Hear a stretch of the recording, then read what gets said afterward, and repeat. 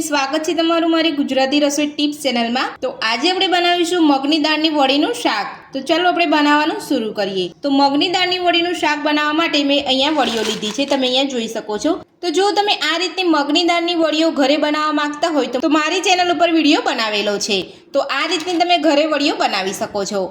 તો હવે આપણે વડીઓનું શાક બનાવવાનું શરૂ કરીશું। તો મગની દાળની વડીઓનું શાક બનાવવા માટે સૌથી પહેલાં મેં અહીંયા ગેસ ઉપર એક કઢાઈ રાખી છે, તેની અંદર આપણે અહીંયા 3 થી 4 ચમચી જેટલું તેલ ઉમેરીશું।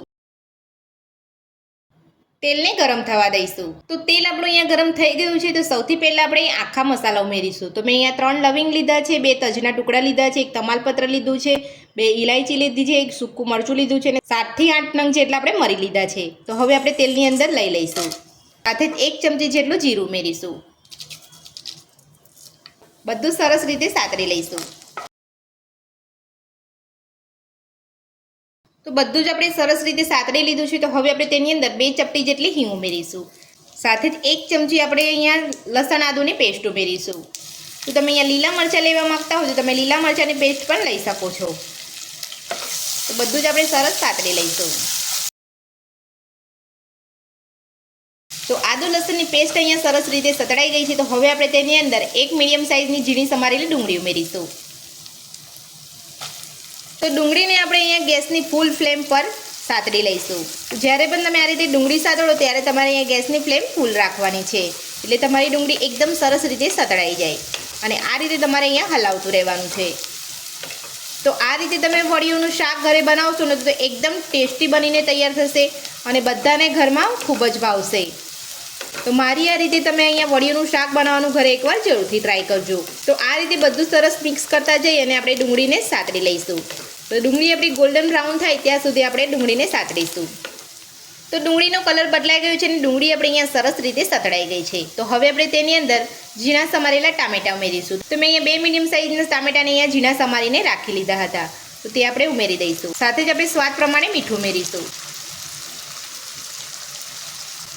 ટામેટાં આપણે કૂક થાય ત્યાં સુધી આપણે સાતળીશું।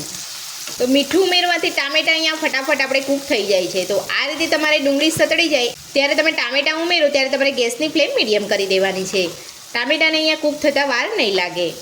હવે આપણે બધું સરસ રીતે સાતળી લઈશું। તો તમે જોઈ શકો છો ટામેટાં એકદમ સરસ રીતે આપણે કૂક થઈ ગયા છે। તો હવે આપણે તેની અંદર મસાલા એડ કરીશું। જો તમે આ ટાઈમ પર તમે જો વડીઓ બનાવતા હોય ને તમારી પાસે પીસેલી દાળ હોય તો તમે પીસેલી દાળને પણ તમે અહીંયા લઈ શકો છો।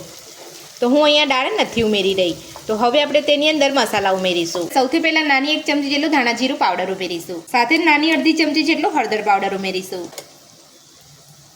અડધી ચમચી જેટલો ગરમ મસાલો ઉમેરીશું। અડધી ચમચી જેટલું તીખું મરચું ઉમેરીશું। અડધી ચમચી જેટલું કાશ્મીરી લાલ મરચું ઉમેરીશું। તો નાની અડધી ચમચી જેટલો કિચન કિંગ મસાલો ઉમેરીશું। બધું સરસ મિક્સ કરી લઈશું।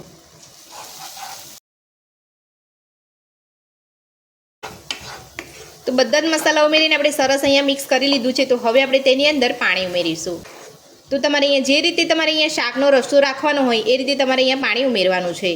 તો હવે આપણે તેની અંદર 1 ગ્લાસ જેટલું પાણી ઉમેરીશું। પાણી ઉમેરીને બધું સરસ આપણે અહીંયા ગરમ થવા દઈશું।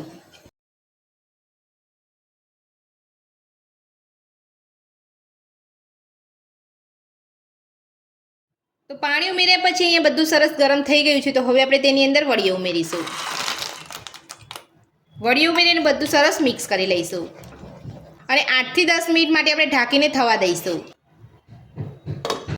તો જ્યારે પણ તમે આ રીતે વડીઓ ઉમેરો ત્યારે તમારે ગેસની ફ્લેમ મીડિયમ રાખવાની છે, ફૂલ ગેસ ઉપર તમારે અહીંયા વડીઓને કૂક નથી કરવાની।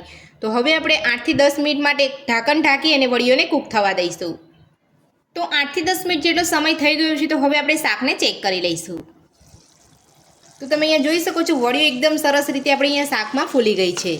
તો શાક આપણું અહીંયા કૂક હજુ નથી થયું, તો તમારે આ રીતે અહીંયા વડીઓને દબાવી યા તો તમારે ટેસ્ટ કરીને જોઈ લેવાનું છે, એટલે તમને અહીંયા ખ્યાલ આવી જશે। જો તમારી વડીઓ અહીંયા બરાબર કૂક ના થઈ હોય તો ફરીથી તમારે ઢાંકીને 3 થી 4 મિનિટ માટે શાકને થવા દેવાનું છે। તો હવે આપણે શાકને ઢાંકીને ફરીથી 3 થી 4 મિનિટ માટે થવા દઈશું। તો શાકને ફરી ઢાંકી અહીંયા 3 થી 4 મિનિટ જેટલો સમય થઈ ગયો છે। તો હવે આપણે ફરી ચેક કરી લઈશું।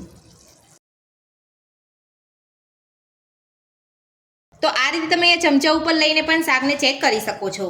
તો હું તમને અહીંયા ચમચીની મદદથી બતાવી દઉં છું। તો તમે જોઈ શકો છો એકદમ આસાનીથી વડી આપણે અહીંયા તૂટી જાય છે। તો તો આપણે વડીનું શાક બનીને તૈયાર છે. તો હવે આપણે તેની અંદર લીલા ધાણા ઉમેરીને મિક્સ કરી લઈશું.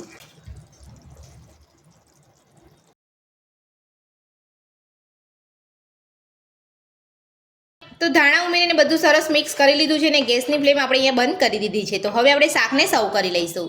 તો મગની દાળની વડીઓનું શાક બનીને આપણું અહીંયા તૈયાર છે.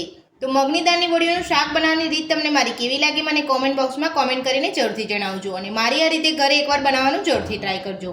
આજની રેસીપી પસંદ આવી તો વિડીયોને લાઇક કરજો, ચેનલને સબસ્ક્રાઇબ કરજો, તમારા મિત્રોને જરૂરથી શેર કરજો. Thank you.